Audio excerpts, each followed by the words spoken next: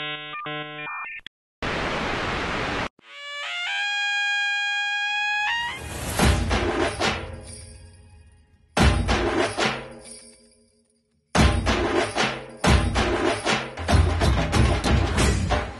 सकाळी 7ला केशवचे पोहे संपलेत आणि मंद काकूंनी सावजी मटण करायला पदर खोचलाय. तेव्हाच मुंबईच्या इराणी कॅफेमध्ये एसडी काका बनला आणि लोकांना मस्का लावताय. आणि तेव्हाच नगरमध्ये बनवली जात आहे पापड भाजी, नाशिकमध्ये मिसळवर तर्री ओतली जात आहे, छत्रपती संभाजीनगरला भल्ला चाट, पुण्याला मस्तानी, मुंबईला वडापाव, मालवणला मासे आणि कोल्हापूरला तांबडा पांढरा रस्सा. मराठी खादाडगिरीला ना अंतच नाही.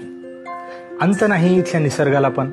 इथं फक्त भाषाच नाही तर निसर्गाचं सौंदर्य पण दर कोसावर बदलत राहतं. समुद्राचा खळखळाट कानातून विरायच्या आत सह्याद्रीची पर्वतरांग लागते. त्या घाटातील वाट संपायच्या आत हिरवगार पठार दिसतं आणि पुन्हा सातपुड्याची रांग. मराठवाड्यातली शेती हे संपत नाही तिथंच विदर्भातलं जंगल सुरू होतं. यातून जाणाऱ्या असंख्य नद्या कित्येक गावांना पाणी देतात. तिथल्या मातीची चव घेतात आणि ती चव तशीच वाहत नेत असतील का त्या पुन्हा समुद्रात? हजारो वर्षांचा इतिहास निसर्गाच्या कुशीतच जाऊन नटून का बसला असेल बरं? बघा ना, सातवाहनांनी वसवलेल्या हजारो वर्ष जुन्या नाणे घाटाजवळ तो रिव्हर्स वॉटरफॉल आहे. मराठवाड्याच्या सपाटीवर अजिंठा वेरूळला जाताना ती डोंगरं लागतात. तोरणमाळ म्हणे सर्वात थंड हवेचं ठिकाण आहे, पण ते एका उष्ण भागात आहे. आणि लोणार तर आहेच मिस्टेरियस, पण तिथल्या दैत्यसुदान मंदिरावर असणारं सुंदर नक्षीकाम सुद्धा अनोखं आहे. त्या तळ्याच्या भोवती असणारी ती मंदिरं कोणी आणि का बांधली असतील ना? उत्सुकता संपून तुम्ही निशब्द होता जेव्हा ताडोबामध्ये माया तुमच्या समोर येते. इथल्या जंगलातील आवाजच निशब्द करतात.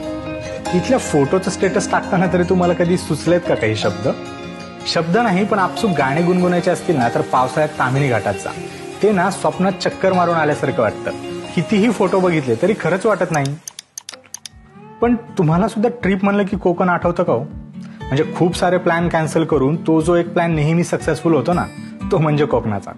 कोकण आपल्या मामाच्या गावासारखं आहे. पुन्हा पुन्हा जाऊ वाटतं आणि त्याच जुन्या आठवणी पुन्हा कुरवळ वाटतात. कोकणच्या हवेतच ना काहीतरी आहे. घाट उतरलं की उगाच निवांत वाटायला लागतं. पण काही तुफानी करावंसं वाटत असेल तर स्वारी दुर्गदर्शनाकडे वळते. कित्येक आजी आजोबा नातवांना घेऊन सुद्धा किल्ला बघायला जातात हो. आणि तिथेच साहसी गिर्यारोहक क्लाइम्बिंग सुद्धा करतात.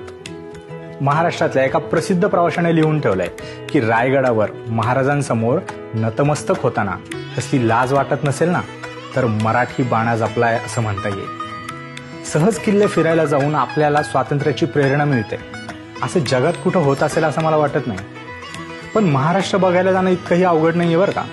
मुंबईत ऑफिस संपल्यावर आरामचा वडापाव खाताना सुद्धा CSMT स्टेशनकडे बघत काही वेळ थांबताच ना तुम्ही. त्या एशियाटिक लायब्ररी समोरून जाताना एक फोटो तरी तुम्ही नक्कीच काढला असेल ना.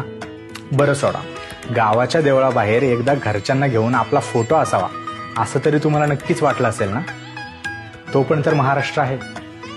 घरी जाऊन आईच्या हातचं खाताना जिभेवर जी हक्काची माया पसरते ना, बस तसाच आहे आपला महाराष्ट्र.